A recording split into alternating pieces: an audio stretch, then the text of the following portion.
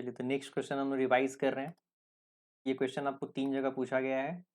तो आपके नोटबुक में 3 जगह मिलेगा, लेकिन यूट्यूब के वीडियो में सेम वीडियो मिलेगा आपको सेम सीरीज में, ठीक है। तो जो सबसे पहला है आपका मॉडल टेस्ट पेपर जून 25 का सेट 1 के 7B में पूछा गया है।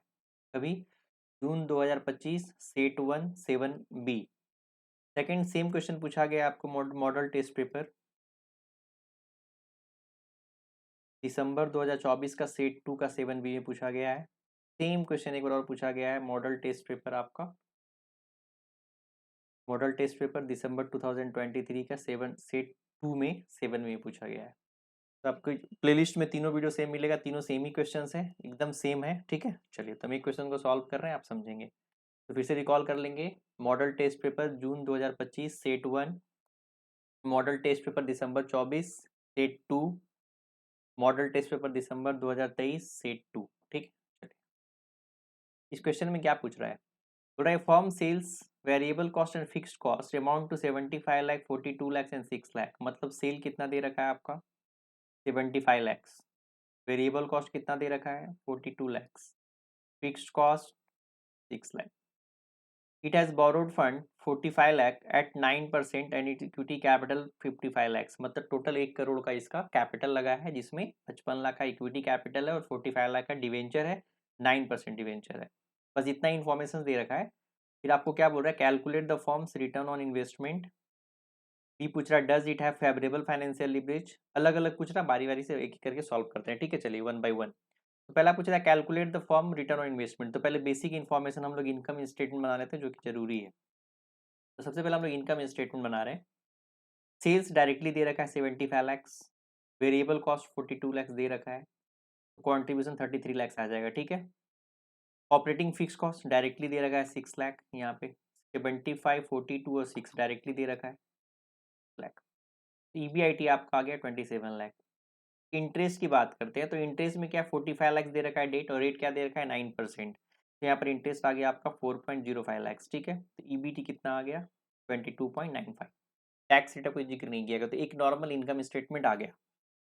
हमने एक वर्किंग कर लिया, पीवी रेशियो कैलकुलेट कर लिया, आगे क्वेश्चंस में काम आएगा। कॉन्ट्रीब्यूशन अपन सेल्स, तो मेरा पीवी रेशियो क्या आ गया 0.44 और से 44%।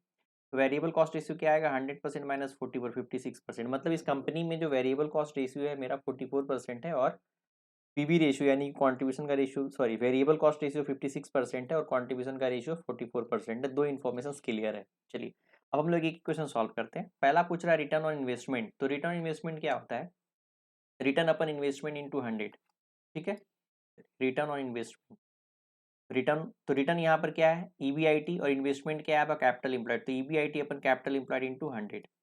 कैपिटल इंप्लॉयड क्या है क्वेश्चंस में दिया हुआ है, debt plus equity. Total capital employed कितना हो गया 45 प्लस 50 100 लैक्स। मतलब टोटल बिजनेस में 100 लैक्स लगाया हुआ है। और आपका इनकम कितना है आपका कैपिटल इंप्लॉयड में, टोटल कैपिटल पे आपने ईबीआईटी कितना कमाया है आपका 27 लाख। तो रिटर्न इन्वेस्टमेंट कितना हो गया 27 अपन 100 इंटू 27%। मतलब हमने 100 लैक्स लगा के 27 लाख इस पे अर्न कर रहे हैं। मतलब इसको रिटर्न ऑन इन्वेस्टमेंट भी बोल सकते हैं या रिटर्न ऑन कैपिटल इंप्लॉयड भी बोल सकते हैं, ठीक है। चलिए 27%। तो फर्स्ट का आंसर क्या आएगा 27%, बहुत सिंपल है। सेकंड बोल रहा है does it have favourable financial leverage. क्या फाइनेंशियल लिवरेज, यहाँ पे हमने ट्विस्ट पॉइंट में इसी पॉइंट को नोट डाउन किया है। यहाँ पर फाइनेंशियल लिवरेज अलग तरीके से निकलता है। यहाँ पर फाइनेंशियल लिवरेज निकालने के लिए हम लोग क्या करेंगे, रिटर्न ऑन इन्वेस्टमेंट और कॉस्ट ऑफ डेट को कंपेयर करेंगे। अगर कॉस्ट ऑफ डेट मेरा ज़्यादा है तो रिस्क है, अगर कॉस्ट ऑफ डेट मेरा रिटर्न से कम है तो हमारा क्या है, कोई रिस्क नहीं है, फेवरेबल है। तो financial leverage is favourable if return on investment is greater than cost of debt. इस क्वेश्चन में आपका कॉस्ट ऑफ डेट जो आपने लोन ले रखा है 9% पे और आप कमा रहे हैं 27%, तो बहुत सेफ जोन में है। आपका ये रिटर्न है आपका 27% और आपका कॉस्ट है 9%। तो 27% ग्रेटर देन 9%, मतलब ये फेवरेबल है। तो पहला सेकंड आंसर क्या आ गया, फेवरेबल फाइनेंशियल लिवरेज है, ठीक है। तो पूछ रहा था क्या आपका leverage financial, does it have favourable financial leverage. Yes, financial leverage हमारा फेवरेबल है। सी पॉइंट पूछ रहा है if the firm belongs to industries whose asset turnover is 3 times does it have high और लो एसेट लिवरेज। मतलब जिस तरह की इंडस्ट्रीज है इसका एसेट टर्नओवर रेशियो कितना होना चाहिए था, नॉर्मली 3 होना चाहिए। तो पूछ रहा है क्या आपका जो कंपनी है इसमें हाई है कि लो है। तो पहले हम लोग एसेट टर्नओवर रेशियो कैलकुलेट करेंगे। कैसे करते हैं, नेट सेल्स अपन टोटल एसेट्स। तो पहले हम लोग एसेट लिवरेज निकालेंगे, इससे पहले टर्नओवर निकालेंगे। तो क्या करेंगे हम लोग, सेल्स अपन टोटल एसेट्स। तो 75 का सेल्स दिया हुआ है, टोटल एसेट्स 100, तो बोले टोटल एसेट्स तो दिया नहीं है, आपका इक्विटी प्लस डेट 55 45 मिला के 100 होगा ना, तो टोटल एसेट्स आपका 100 लाख ही होगा। तो कहने का मतलब अगर आप यहाँ पे अगर बैलेंस शीट बना रहे हैं, आपका यहाँ पे इक्विटी दे रखा है 55 लाख और डेट दे रखा है आपका 45 लाख, तो 100 कितना आएगा, टोटल 100 आएगा। इसका मतलब आपका टोटल एसेट भी कितना आएगा आपका 100 लाख। पॉइंट समझ में, ये 100 लाख है। इसका मतलब यहाँ का आपका जो टर्नओवर आ रहा है कितना आ रहा है आपका 0.75 टाइम्स, तो आपका लो है कि हाई है, नॉर्मली 3 होना चाहिए, आपका 0.75 मतलब लो है, तो बोल सकते हैं इंडस्ट्री का बेंचमार्क 3 टाइम्स है और आपका 0.75 टाइम्स आ रहा है, तो बोल सकते हैं the firm has low asset leverage relative to the industries. इस इंडस्ट्रीज के हिसाब से देख रहे हैं तो मेरा एसेट लिवरेज क्या है, मेरा बहुत लो है, ठीक है। फिर क्या पूछ रहा है, what are the operating financial and combined leverage of the firm. तो सिंपल इनकम स्टेटमेंट बन गया, तो कॉन्ट्रीब्यूशन अपन ईबीटी आपका क्या आ जाएगा, आपका कंट्रीब्यूशन अपन ईबीटी करेंगे तो ओएल आ जाएगा, ईबीआईटी अपन ईबीटी करेंगे तो मेरा एफएल आ जाएगा, और कंट्रीब्यूशन अपन ईबीटी या दोनों को क्या बोल रहे हैं मल्टीप्लाई करेंगे तो आपका कंबाइंड लिवरेज आ जाएगा, ठीक है। तो बहुत सिंपल है ये भी, ये तो बहुत ईजी है। तो हम लोग ऑपरेटिंग लिवरेज कैसे निकाले, कॉन्ट्रीब्यूशन अपन ईबीआईटी, इनकम स्टेटमेंट से ले लिए 1.22 टाइम्स आ गया, फाइनेंशियल लिवरेज ईबीआईटी अपन ईबीटी डिवाइड कर दिया, आंसर आ गया, कंबाइंड लिवरेज दोनों को मल्टीप्लाई करते या कंट्रीब्यूशन अपन ईबीटी भी लेते तो आंसर आ जाता, ठीक है 1.44 टाइम्स। चलिए तो डी भी आ गया। ई में क्या पूछ रहा है, if the sale drop to 50 lakhs what will be the new EBIT will be. अगर पूरा सेल आपका 50 लाख आ जाएगा तो ईबीआईटी न्यू ईबीआईटी क्या होगा, तो सिंपल आप इनकम स्टेटमेंट बना के बना लीजिए। चलिए तो न्यू सेल्स कितना ले लिए 50 lakhs, तो वेरिएबल कॉस्ट रेशियो मेरा 56% है तो 28 lakhs हो गया, कॉन्ट्रीब्यूशन मेरा 22 lakhs आ गया, फिर फिक्स कॉस्ट माइनस कर दे, फिक्स कॉस्ट हमेशा फिक्स ही रहता है, तो हमारा ईबीआईटी कितना आ गया 16 लाख। तो लास्ट का ई नंबर पॉइंट का हमारा आंसर कितना है 16 लाख। एफ पॉइंट में क्या पूछ रहा है, at what level of the EBT of the firm equal to zero, मतलब ईबीटी पूछ रहा है, मतलब फाइनेंशियल ब्रेक इवन पॉइंट पूछ रहा है। तो एक इनकम स्टेटमेंट बना के भी सॉल्व कर सकते हैं, एक हम लोग मार्जिनल कॉस्टिंग का फॉर्मूला लगा के भी सॉल्व कर सकते हैं। चलिए हमने दोनों तरह सॉल्व करके दिखाया है, पहले हम लोग इनकम स्टेटमेंट बनाते हैं।